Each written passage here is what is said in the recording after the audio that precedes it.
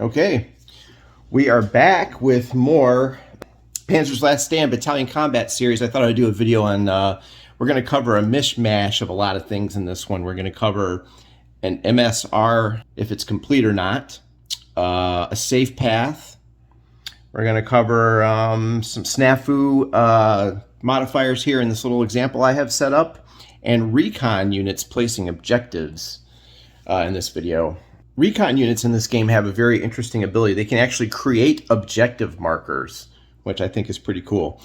Of course, the unit has to be a recon unit, which you can tell by looking at it and looking for the cavalry slash on the unit symbol, or it'll say something like motorcycle recon or something like that. So here today we're going to use, you saw the historical information here, the 1st Hungarian Cavalry Division.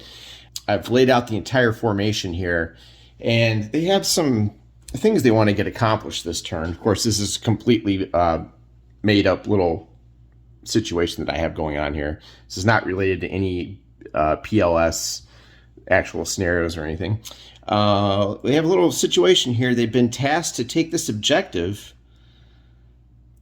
Burkas Major, I don't know, I hope that's how you say it, I'm not 100% sure. This is a point of interest on a track here. But at the same time, they see an opportunity here to take out this Russian airborne unit, the 5th Airborne, the 2nd of the 16 here in Jeno, in this little village. They have an opportunity here to maybe split up and get some damage done. Here's their combat train way in the back, and you can see I've kind of we're gonna pretend this is a supply source, which I mean technically it is a supply source on the map. We're gonna say this is their supply source. Here's their combat train, and here's their HQ. This is just the formation information that you've seen in other videos, so you're used to that. Their current fatigue is 0. They have no support assigned. And then here's some units, and we've got a little stack here. They've actually set up to maybe advance and take this town or this village. There's some infantry under there, and all these are in their deployed mode, not travel mode or whatever. So what they need is a good snafu roll so that they can get a pass and get 2 objectives, because obviously they're going to need 2 objectives, right? They need to get the only way you can take a victory point location is if you've got an objective marker on it, and they'd like to go up here and make an attack on this village. So they need to make sure they get 2 objective markers and a pass snafu roll. And you've seen other people do this, but here's your table, right? And you want to make sure you get at least a pass, a full. I always call it pass for some reason. If you get a full, you can do all this neat stuff. I mean, if you get a partial, you get, you only get 1 objective marker, but your recon can create 1. So they'd be okay with this too. A fail is just not good. Even a fail prevents a recon from creating an objective marker. So what are some of the odds, or some of the, well, first of all, you'd have to activate it according to the Panzer's Last Stand new activation method, which we've covered a lot. It would be, say the Axis has 1 primary activation, and they would go from here, and we'll pre-assign that right there, and then we'll activate them, and they would become the active formation right away. We got lucky, and nothing got spoiled or anything like that. So they would be active. And what's some of the snafu modifiers that they would have here? All right, so are they fresh? Exciting. They are no. They're fatigue 0. They're not fresh. Do they have a coordination marker out there at the moment? No, they don't. They do not. Fatigue level's fine. They're not mixed. Game-specific snafu DRM. Well, they went from primary, and we're going to say it's not the 2nd or 3rd of January, so there's no snafu DRM as it shows on the Axis activation display in Panzer's Last Stand. So again, we're going to pretend that it's not early January. Okay, the MSR is complete. Well, what does that mean? I'm a new player. I don't know what the hell that means. Okay, let's go over the MSR and how it is complete in this picture here. All right, you're going to want to go to page 16 of your 2.0 rule book. Main supply routes, a very interesting idea in this series of games, and I like it because I'm not pushing little ammo tokens around on the board or dividing up bullet counters. It's pretty sweet. So here's how it works. A formation has a complete main supply route if there is a continuous series of legal hexes that connect all three of the following in order. All right. HQ, through the combat train, to a supply source. Now, some of you more astute players that have been playing this for a while will notice that I've done something else here. Can you figure out what it is? What else I've done? It's another DRM. I'll give you a hint, but we'll get to it later. Okay. An HQ can only use its own combat trains to establish a complete MSR. Okay. If it's off map, of course, you can't do that. So at the beginning of the scenario, you're going to determine specific MSRs, and you want to use the simplest and most obvious routing. You always have to try to use the same one, so it is possible to cut these. All right, what's a legal hex, you say? Contains primary, secondary, or a track. Tracks can only be used if the hex is between the HQ and the combat train. So what happened here? So you want a primary road or a secondary road. This is a secondary. The primary roads are the white ones, just off camera. For some reason, whenever I film these, the primary road is always off the camera, like up in some stupid position. I don't know why that happens, but all right. So you'll notice that tracks can only be used. Here's a track, okay? It can only be used if the track hex is between the HQ and the combat train. You get the point. There's a track here, and it is between these two. Now, using a track is going to kick in this weather trafficability modifier that we'll look at, and we're going to say that right now it's good weather. Visibility's 4 hexes. Everything's great. It's a lovely winter day in Hungary. A legal hex, it's connected to a supply source using legal hexes, or is a supply source itself. Here's the supply source way over here, which I've set up. Legal hex cannot contain enemy Zocs. Another friendly unit can negate that Zoc, though, and it can also not have enemy units. So here's our complete MSR, right? And that will give us a snafu modifier of +1. And now there's one other thing we're going to look at here. Since it uses tracks, there's going to be a negative modifier to the snafu roll, but it's not the worst negative modifier due to the weather. So here's the trafficability right here.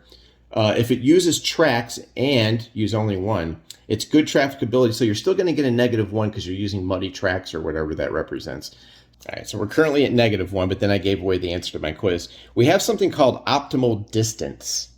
And that's going to be a +1, so that's going to cancel each other out to a 0. So we're not going to have any modifiers, and the MSR is complete, so you just ignore this right here. So we are going to have 0 modifiers. Now you're like, well, what the hell is optimal distance? Why did we get a +1 for that? All right, so optimal distance needs to be at least 5 hexes, no more than 15 hexes, and that's going to be 3.2F in your rule book. All right, optimal distance is when the HQ and the combat train are between 5 and 15 hexes apart, not 1 through 5, 5 to 15. So 1, 2, 3, 4, 5, 6. And yes, I've set this up so that it was perfectly a perfectly optimal distance. So we're going to get a +1 to the roll for that. So 1, 2, 3, 4, 5, 6. So there you go. That's optimal distance. It is a complete MSR. But since there's a track here, we did suffer a -1, but we 0 out. So the Hungarian player or the Axis player is like, man, I want to get this and I want to attack that. I need 2 objective markers. I need to get a full go on this so I can get 2 objective markers because I want to capture this and attack that. It's a perfect setup, right? Should be fine. So let's pretend that they roll the dice, and you would roll 2 dice. You check the snafu table.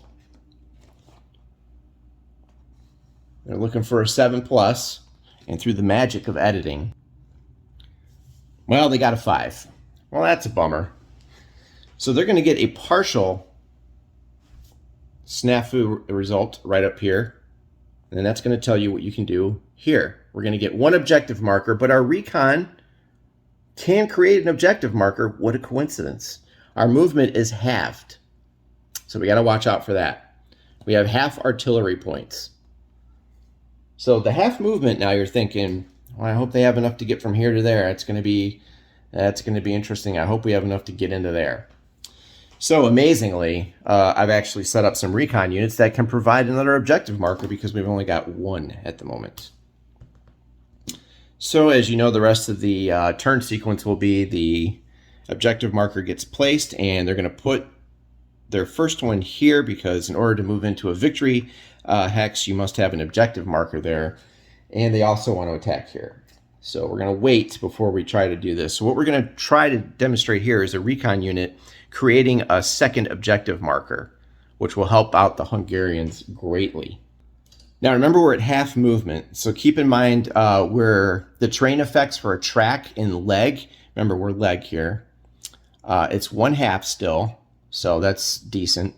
The primary and secondary and track are all 1/2 for leg, so let's see, my bad, 1.5. So even though we're at half movement, we can still get to here. And then let's see, 1, 2. We can still, even at half movement, get to there. So even with the partial snafu activation, we're still good with the movement. We can still reach our targets. And remember, you want to try to keep everything inside command radius. The command radius here is 8. Let's check something real quick.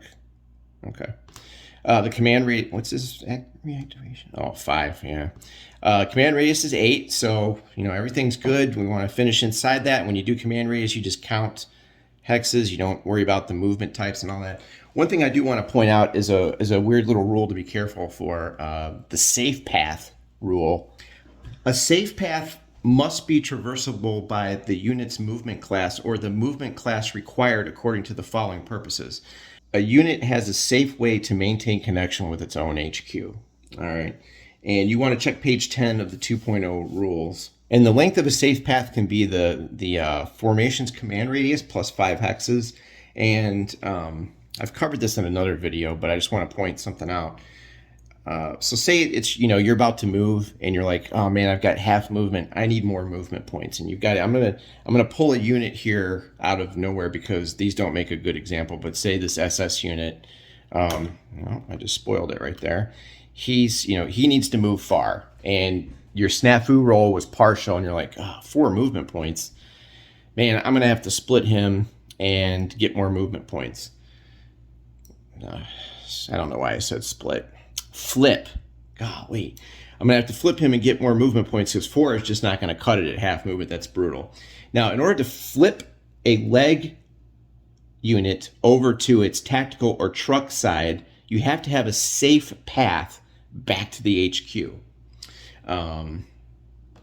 So he would need to be able to get, it's 8 plus the 5. So command radius plus the 5. He needs to be able to get back to his HQ. That is a safe path, okay? So then he would be allowed to flip over and go to that truck movement, which is the black 12 here, and then he's got at least 6 movement points.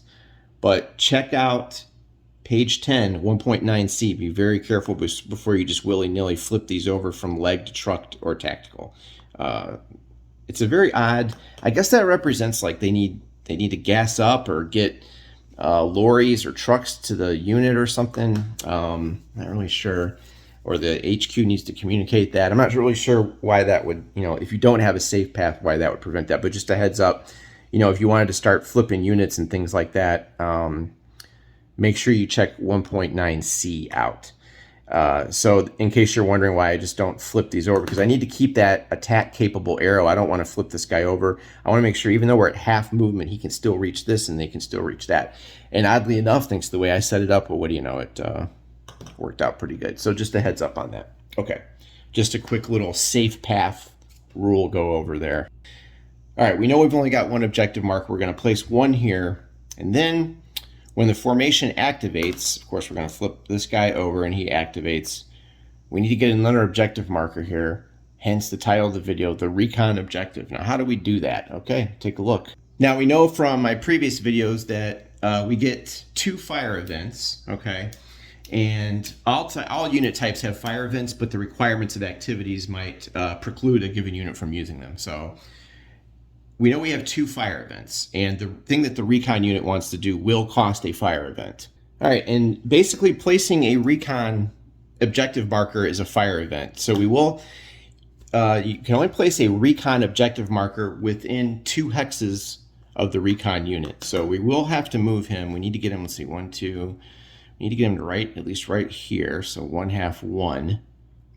And keep in mind that a recon unit trying to do this cannot be stopped. You can beat that stop condition by winning a stopping engagement.